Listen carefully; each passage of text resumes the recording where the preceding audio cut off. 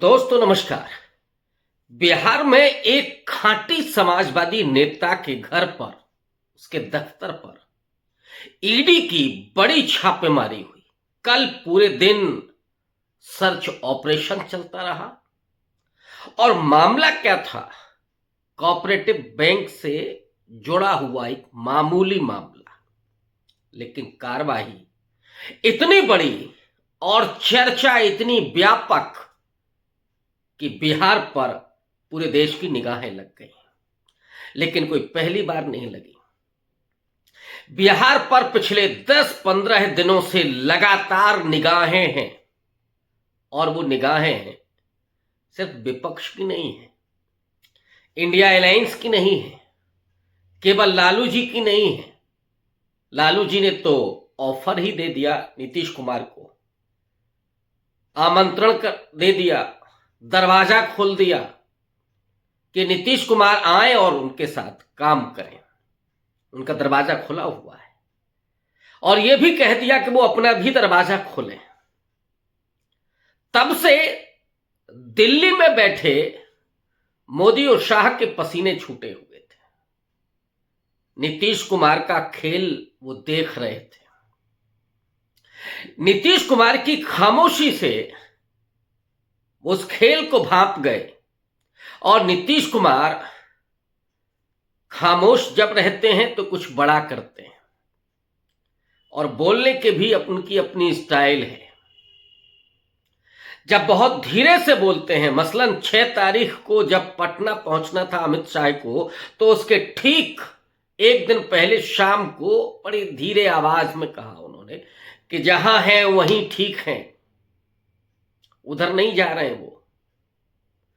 फिर खामोशी ओढ़ ली, अमित शाह नहीं पहुंचे, और इसके बाद जो हुआ, इस खामोशी और खामोशी के बीच में वो एक वाक्य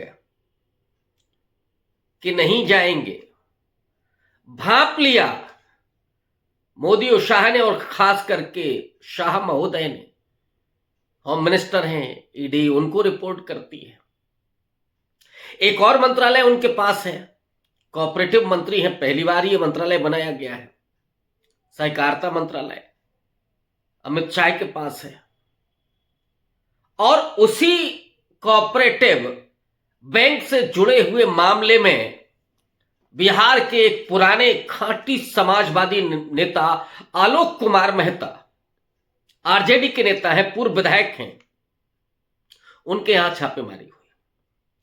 और उस छापेमारी में अब जो निकला वो निकला, उसको छोड़ दीजिए, लेकिन आलोक कुमार मेहता को ही क्यों टारगेट किया गया? हालांकि ये चुनावी साल है बिहार की राजनीति में, और सब जानते हैं कि जैसे ही चुनाव आते हैं वैसे ही छापेमारी विपक्षी दलों पर शुरू हो जाती है, नेताओं पर शुरू हो जाती है। हरियाणा में भी आपने देखा होगा, चुनाव के दौरान छापेमारी हो रही थी। उसके पहले चले जाइए तो बंगाल में एक तरफ जहां नारा बुलंद हो रहा था 3 मई दीदी गई, ममता बनर्जी के तमाम नेताओं पर छापेमारी हुई, बहुत सारे कूद करके इधर आ गए, जो नहीं आए उन पर कार्रवाई हुई। वो बात अलग है कि उसके बाद उस कार्रवाई का क्या हुआ किसी को नहीं मालूम है। और ईडी ने जहां जहां रेड की, जितने मुकदमे दर्ज किए, उनका जो रेट है अदालत के जरिए सजा दिलवाने का, वो तकरीबन 4%, या थोड़ा बहुत इधर उधर हो सकता है। ये तो रेपुटेशन है ईडी की, लेकिन ये तो बिल्कुल खुलकर के बात सामने आ चुकी है। ये खुला खेल फर्रुखाबादी चलता है। जब जहां चुनाव होता है वहां पहले उपस्थिति ईडी और सीबीआई की होती है। हरियाणा में हुआ, महाराष्ट्र में हुआ, चुनावी साल में संजय राउत जैसे लोगों को जेल तक भेज दिया। अजित पवार तो चक्की पीसिंग वाले, वो तो बीजेपी में आ गए। एकनाथ शिंदे आ गए बीजेपी के साथ, और मिलकर के वहां सरकार बनी, सरकार चल ही रही थी। अब जब सितंबर में बिहार में इलेक्शन है, तो यहां पर भी थोक के भाव में अभी आपको ईडी की छापेमारी दिखाई देगी, सीबीआई की छापेमारी दिखाई देगी। लेकिन ये आलोक कुमार मेहता के घर पर छापेमारी के और भी व्याख्याएं हो रही हैं। उसकी एक सबसे बड़ी जो व्याख्या है वो है, ये आलोक कुमार मेहता वो नेता हैं जिनकी समान नजदीकी लालू और नीतीश दोनों लोगों से है। वो जितने खास लालू प्रसाद यादव के हैं, उनकी पार्टी में है, उतने ही क्लोज वो अपने समाजवादी विचारों के कारण नीतीश कुमार से हैं।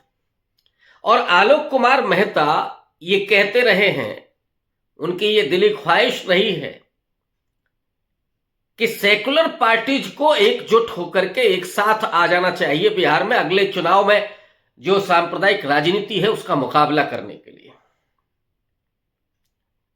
यही वजह है कि इन पर छापेमारी हुई। एक डर और कि अगर एक हुए तो फिर पटना तो जाएगा ही, दिल्ली ब्याज में जाएगी। इसलिए आलोक कुमार मेहता का ही मुंह बंद कर दिया जाए, कुछ समय के लिए जेल में भी हो सकता है भेज दिया जाए उनको, और कहा जाए कि नेक ख्याल जरा दिल से निकाल दीजिए, वरना आपका भी हाल वही होगा। आज एक बड़ा घटनाक्रम हुआ उसी बिहार में, क्योंकि खेला अभी खत्म नहीं हुआ है। और मैं पहले भी कहता रहा हूं कि नीतीश पर जरा नजर बना के रखिए, और यह खेला सितंबर तक हो सकता है। मैं जिस बात की तरफ इशारा कर रहा हूं, नीतीश कुमार को अल्टीमेटली चीफ मिनिस्टर रहना है, और अमित शाह ने जो मीडिया कॉन्क्लेव में कहा था कि नहीं ये बातचीत करने के लिए, ये कहने के लिए सही जगह नहीं है कि बिहार में मुख्यमंत्री कौन होगा। बीजेपी के नेताओं का ये कहना कि अटल बिहारी वाजपेयी का सपना था बिहार में बीजेपी का मुख्यमंत्री बनाना, नीतीश कुमार के दोनों कान खड़े हुए। नीतीश कुमार जानते हैं कि बीजेपी क्या खेल करना चाहती है, और इसीलिए बहुत सधे ढंग से बैटिंग कर रहे हैं, बिल्कुल द्रविड़ की स्टाइल में। नीतीश कुमार पल पल चीजों को भांप रहे हैं, और नीतीश कुमार के बारे में यह कहा जाता है कि उनका बाएं हाथ भी नहीं जानता कि दाहिना हाथ क्या कर रहा है। यानी जो उनके नजदीकी लोग हैं, बहुत खास लोग हैं, वो भी नहीं जानते हैं कि नीतीश कुमार क्या सोच रहे हैं। उनके मस्तिष्क की सिलवटों को पढ़ना किसी के वश का नहीं है। यह जरूर है कि आप कहें कि नीतीश कुमार डरे हुए हैं, नीतीश कुमार कमजोर हो गए हैं, और नीतीश कुमार उस सत्ता के लोभ में अपने आप को ना बदलें, लेकिन उनके माथे की सिलवटें जो कहती हैं कि नीतीश कुमार कभी भी खेल कर सकते हैं। नीतीश कुमार की कोई प्रतिबद्धता नहीं है। नीतीश कुमार कभी भी यहां से वहां चलते बन सकते हैं। नीतीश कुमार किसी को भी गच्चा दे सकते हैं। और यही वजह है कि जब वो मंच से यह कहते हैं बीजेपी के मंच पर कि वो अब दोबारा नहीं जाएंगे, तो बीजेपी के नेता हंसने लगते हैं। जानते हैं कोई विश्वसनीयता नहीं है। इसलिए खेला तो कभी भी हो सकता है। और मैंने कहा ना कि अगर खेला इधर नहीं होता है, और ये तभी इधर होगा जब नीतीश कुमार के हाथ में सारी बाजी होगी। नीतीश कुमार कच्चा खेल नहीं खेलते, कच्ची गोटी नहीं खेलते। लेकिन सितंबर में इलेक्शन के समय यह खेला जरूर होगा। अभी एक नई चर्चा शुरू हुई। चिराग पासवान के चाचा हैं पारसनाथ, पशुपति पारस, उन्होंने खिचड़ी भोज का आमंत्रण भेजा लालू और नीतीश बाबू को। आप जानते हैं कि लंबे समय से लालू का परिवार नीतीश कुमार को और दूसरे और नेताओं को बुलाता है अपने यहां खिचड़ी भोज पर, मकर संक्रांति पर दावत देता है। और राजनीतिक दावतों में क्या होता है ये सब जानते हैं। पेगासस का भी डर है तो बैठ करके ही बतिया की जाए। लोगों को इंतजार है अभी 14 तारीख का, कि 14 तारीख को लालू के घर, राबड़ी देवी जी के घर, यह कहना ज्यादा उपयुक्त होगा क्योंकि गृहिणी है वो, भले ही पूर्व मुख्यमंत्री हैं, लेकिन गृहिणी के तौर पर वो आमंत्रित करती हैं अपने राजनीतिक संबंधियों को, अपने पुराने लालू जी के मित्रों को। तो नीतीश कुमार क्या वहां बातचीत करेंगे? लेकिन इस बीच में पशुपति पारस ने जो किया, आमंत्रण उन्होंने दे दिया, अपने भतीजे चिराग पासवान को नहीं बुलाया और यह कह दिया कि ये तो विदेशी है, वो क्या जाने मकर संक्रांति, वो क्या जाने भारत की संस्कृति को। पशुपति पारस जो दांव खेल रहे हैं, उस दांव में क्या नीतीश की बाजी भी शामिल है? क्या यहां पर कुछ होने जा रहा है? हालांकि ये ख्याली पुलाव ज्यादा है, लेकिन दरअसल ये रणनीति है अगले बिहार विधानसभा चुनाव की। और बिहार विधानसभा चुनाव तक जो तैयारियां होने हैं, जो खेल होना है, उस खेल में बिहार का ही चुनाव नहीं, बिहार की सत्ता ही नहीं बल्कि दिल्ली की सत्ता भी दांव पर है। दिल्ली की सत्ता पर भी निगाहें बनी रहेंगी पूरे देश की। बहुत सारे विश्लेषक तो ये मान करके चल रहे हैं कि इस बार मध्यावधि चुनाव होंगे किसी भी तरीके से। कारण कुछ भी हो, लेकिन दिल्ली के मध्यावधि चुनाव होना है, तय है। तो ऐसे में क्या पाटलिपुत्र कोई खेल करेगा? पटना माने बिहार में कोई खेल होगा? और ये खेल नीतीश ही अकेले खेलेंगे कि उसमें और भी लोग मिले होंगे? क्या यही डर है अमित शाह को कि उन्होंने ईडी को भेजा हुआ है? और अभी तो इंतजार कीजिए, सितंबर में अभी समय है, आने वाले महीनों में ये रेड और बढ़ेगी और बड़ी बेशर्मी के साथ बढ़ेगी, ये हम सब जानते हैं। बिहार के जितने भी विपक्ष के नेता हैं और उसमें खास करके जेडीयू के नेता भी, क्योंकि अब नीतीश कुमार की जड़ें खोदने की कोशिश होगी। नीतीश कुमार वो खिलाड़ी हैं, चाहे उनकी पार्टी नंबर 1 पर हो तो भी वो मुख्यमंत्री, तब तो होना ही होना है। नंबर 2 पर भी रहे तो भी मुख्यमंत्री बनेंगे। और असली कला तो यह है कि जब नीतीश कुमार तीसरे नंबर की पार्टी बनते हैं तब भी मुख्यमंत्री होते हैं, और भी खम ठोक करके होते हैं। यह है राजनीतिक कौशल। आप इसको गलत कहें, सही कहें, नैतिकता के आधार पर, लेकिन राजनीतिक कौशल यही है।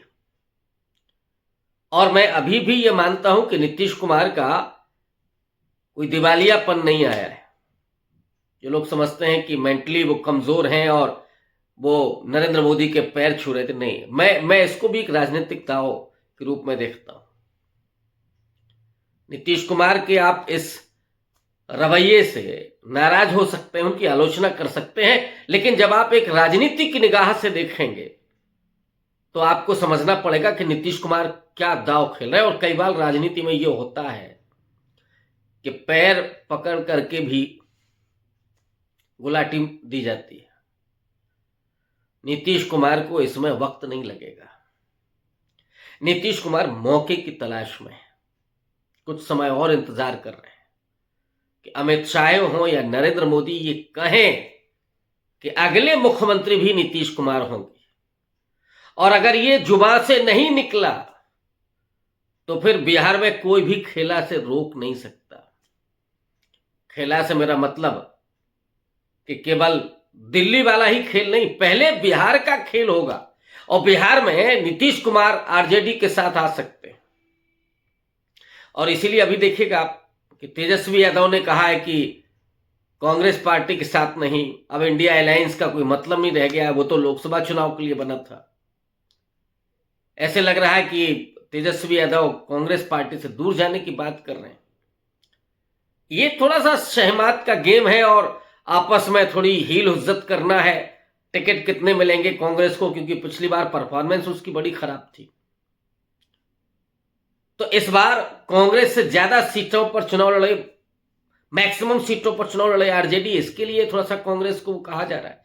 लेकिन कहीं इसके पीछे ये खेल तो नहीं है, नीतीश बाबू ने इशारा किया हो कि थोड़ा ठहरिए, आते हैं वक्त के साथ।